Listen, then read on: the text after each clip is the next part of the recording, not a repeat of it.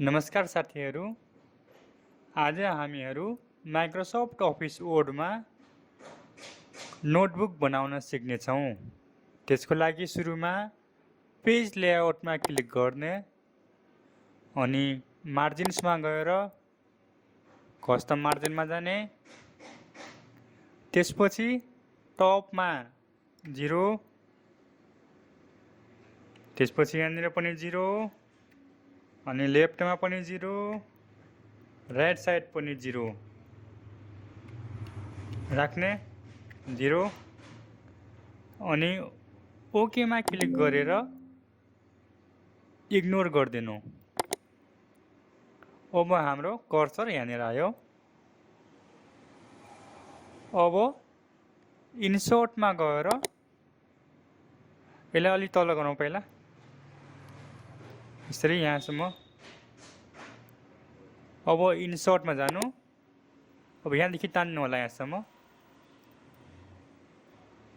अब थप्नु पर्यो भने के गर्ने भनेपछि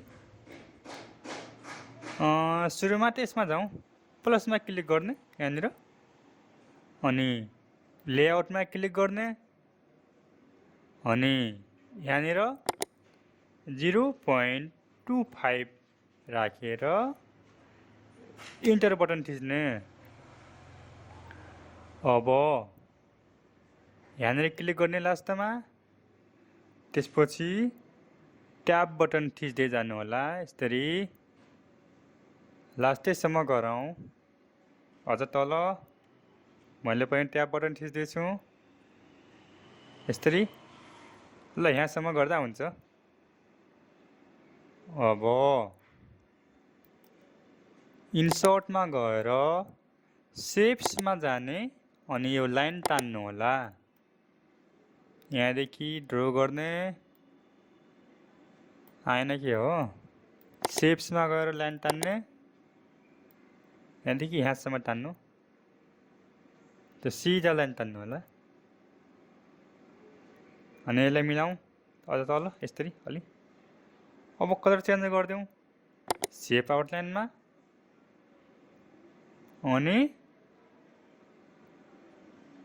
रेड कलर लगाइदिने।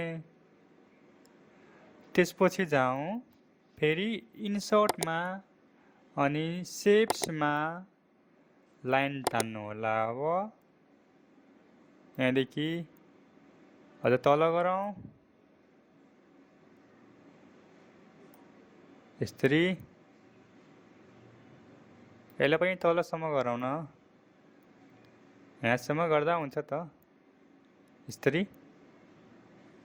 अब दुईटा बनाउनु पर्यो भने के गर्ने, यसले दुईटा बनाउनु पर्यो भने होममा गएर कपी अनि पेस्टमा क्लिक गर्नु यसरी।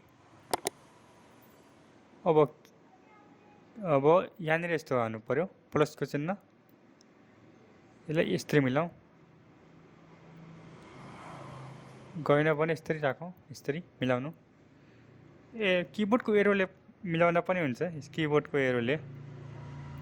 अब फर्मेटमा जाने अनि सेप फिलमा क्लिक गरेर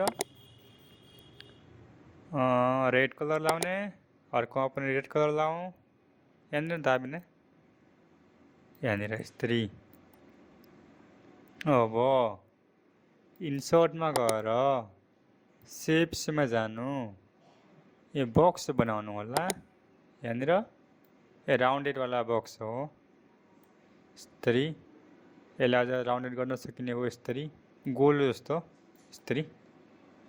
अब कलर चेन्ज गरिदिउँ,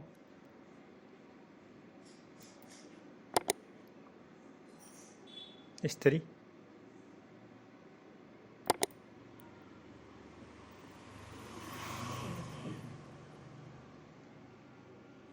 अब लेख्नु पर्यो भने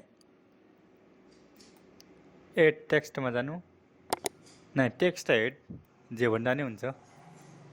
अब यहाँनिर लेख्नु डेट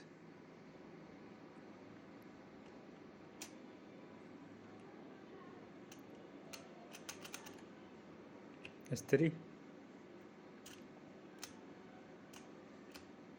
यहाँ पनि तानिदिउँ यस्तो।